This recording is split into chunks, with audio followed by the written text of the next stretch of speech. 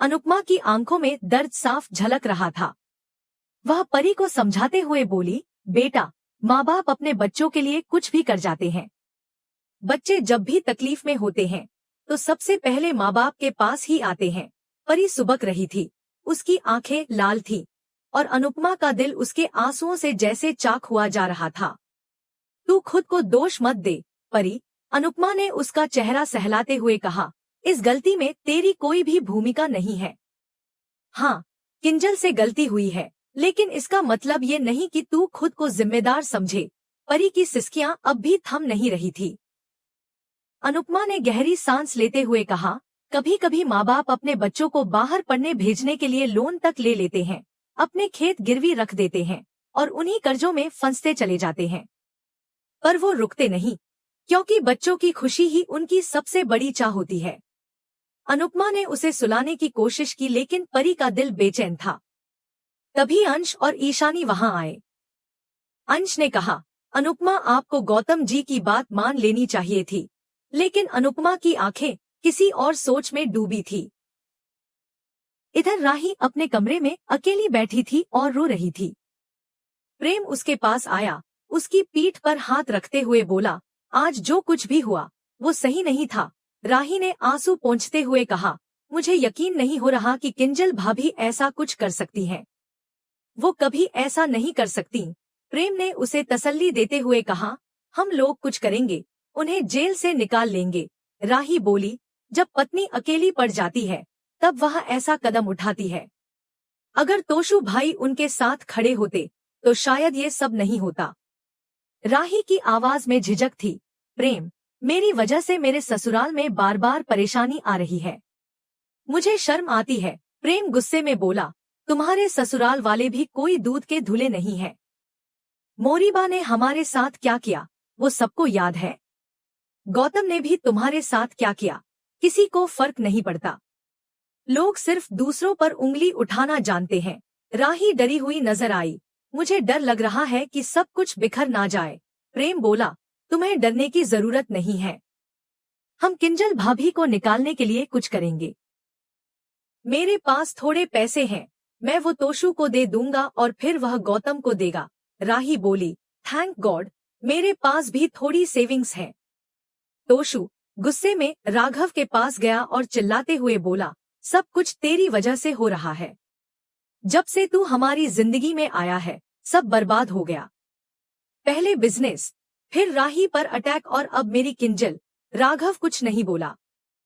तोशु बोला, तूने केस फिर से खोल दिया, लेकिन मेरी माँ को क्यों मोहरा बनाया, क्यों कोठारी से हमारी दुश्मनी करा दी। अंश ने भी राघव से गुजारिश की, प्लीज केस वापस ले लीजिए। आप जानते हैं पराग कोठारी कितना पावरफुल है, कानून उनके हाथों में है। तोशु हाथ जोड़कर बोला, अगर हमारी कोई गलती हो गई हो तो माफ कर दो, लेकिन मेरी किंजल और मेरी परी को कुछ हो गया तो मैं अपनी माँ से सारे रिश्ते तोड़ दूंगा और इसका जिम्मेदार सिर्फ तू होगा। कृष्ण कुंज में सब लोग तनाव में बैठे थे। तभी परी नीचे आई और डरते हुए बोली, मेरे सारे दोस्त मुझे चोर की बेटी बुला रहे हैं। वो गुस्से में चीजें फेंकने लगी। सब लोग उसे रोकने की कोशिश करने लगे। प्रेम और राही ने उसे संभाला। राही ने उसे गले लगाकर शांत किया। प्रेम बोला, हम किंजल भाभी को छुड़वा लेंगे। तभी बा ने तंज कसते हुए कहा, पहले ये पूछो कि वो पकड़ी क्यों गई। ये सब अनुपमा की वजह से हुआ है। अगर उसने राघव को केस वापस लेने के लिए मना लिया होता तो ऐसा नहीं होता। उधर प्रार्थना गौतम के पास गई और बोली, तुमने किंजल भाभी को जेल क्यों भिजवाया, उन्हें एक बार चेतावनी दे देते। गौतम बोला, तुम्हें अपने होने वाले ससुराल की बड़ी फिक्र है। पहले राही ने प्रेम को बदला, अब अंश तुमसे बात करता है। ईशानी और राजा के बीच कुछ चल रहा है और अब माही भी आर्यन के पीछे पड़ी है। सब लोग इसी घर में आना चाहते हैं, लेकिन मैं ऐसा नहीं होने दूंगा। प्रार्थना ने गुस्से में कहा, उन्हें बख्श दो। गौतम बोला, जब तक वो मेरा पाई वापस नहीं लौटाते मैं केस वापस नहीं लूंगा, वो जेल में सड़ती रहेगी। प्रार्थना बोली, ये सब बंद कर दो। गौतम तंज कसते हुए बोला, तुम्हें ये सब अंश ने ही कहने के लिए बोला होगा। प्रार्थना गुस्से में वहां से चली गई। गौतम बड़बड़ाता रहा, तुम मुझे जितना घटिया समझती हो, मैं उससे भी ज्यादा हूँ। राही फिर अनुपमा के पास गई और भावुक होकर बोली, मम्मी, आपके पास मौका था किंजल भाभी को बचाने का, लेकिन आपने कुछ नहीं किया। अनुपमा ने जवाब दिया, गौतम ने जो किया वो सिर्फ अपने फायदे के लिए किया। उसके पास पहले से ही सीसीटीवी फुटेज की फोटो थी, लेकिन उसने पहले कुछ नहीं कहा। वह बस मौका ढूंढ रहा था। और वैसे भी अगर किंजल ने चोरी की है तो ये हमारा पारिवारिक मामला है। राघव जी इसमें क्यों आए? राही बोली, कोई भी शरीफ परिवार कोटक चहरी नहीं चाहता। कोठारी खानदान का नाम खराब हो रहा है और गौतम इसी का फायदा उठा रहा है। अनुपमा गंभीर होकर बोली, गौतम सिर्फ अपने बारे में सोचता है। और अगर तुम्हारी परेशानी गौतम नहीं है तो कौन है? राही ने कांपती आवाज में कहा, आप। मम्मी, सब कुछ आपकी वजह से हो रहा है। आप एक माँ होकर भी किंजल भाभी को नहीं बचा पाई। आपने देखा था ना परी की हालत। अनुपमा की आंखें नम थी और उसका चेहरा अपराध बोध से झुका हुआ था। पूरा परिवार दर्द में डूबा हुआ था। यह कहानी वहां से आगे बढ़ती है जहां राही अपनी चिंता और जिम्मेदारी का बोझ लिए तोशु को कुछ पैसे देती है और उससे आग्रह करती है कि वह अब देर न करे और फौरन जाकर किंजल भाभी को घर वापस लेकर आए। उसका मानना है कि अगर वह किसी और के भरोसे बैठा रहा तो बहुत देर हो जाएगी और हालात बिगड़ सकते हैं। प्रेम तोशु को लेकर वहां से चला जाता है। इधर राही अनुपमा से कहती है कि मम्मी, अब भी वक्त है, संभल जाइए, नहीं तो जैसे आपने अपनी बेटी को खोया है वैसे ही आप सबको खो देंगी। अनुपमा अकेले बैठी होती है, अनुज की तस्वीर को देखती है और अपने मन की पीड़ा व्यक्त करती है। वह कहती है कि वह फिर से उसी मोड़ पर आ गई है जहां उसकी अपनी ही बेटी उसे अपना दुश्मन समझती है। उसे लगता है कि वह बार बार नफरत का शिकार हो रही है। वह कहती है कि कपाड़िया जी, मुझे सब पता है, कौन सही है कौन गलत है, ऐसे में मैं चुप कैसे रह सकती हूँ? अगर राघव की जगह तोशु होता तो क्या मैं शांत रहती? मैं ही थी जिसने राघव को समझाया था कि उसे अपने सम्मान के लिए लड़ना होगा, लेकिन अब मैं उसी से कहूँ कि वह सब छोड़ दे, अपना केस वापस ले ले? कैसे कहूँ कि वह डर जाए, झुक जाए? वह अपनी आत्मा से सवाल करती है कि क्या मैं इतनी कमजोर हो गई हूँ कि गलत के साथ खड़ी हो जाऊं? किंजल ने एक बार नहीं, बार बार अपने ऑफिस से चोरी की है, ये माफ नहीं किया जा सकता। उसने मजबूरी का सहारा लिया होता तो समझ आती बात, लेकिन यह कोई एक गलती नहीं थी। अनुपमा को अब भी याद है जब बाबूजी ने उसे समझाया था कि केस रीओपन करने से क्या फायदा होगा। उसने राघव को समझाया भी था कि वह अपनी जिंदगी को नए सिरे से शुरू करे, लेकिन राघव नहीं माना। उसने साफ कह दिया था कि वह अपने आत्मसम्मान के लिए लड़ेगा और अनुपमा जानती है कि वह सही है। इसी बीच अंश आता है और बताता है कि किंजल कल तक बाहर आ जाएगी। अनुपमा चौंक जाती है।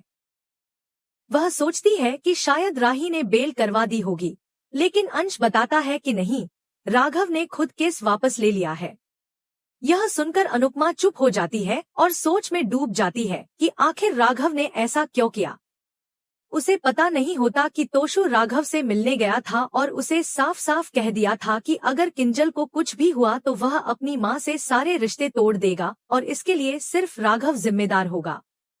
राघव को ये एहसास होता है कि अगर उसने केस वापस नहीं लिया तो अनुपमा का पूरा परिवार उससे दूर हो जाएगा और वह यह नहीं चाहता।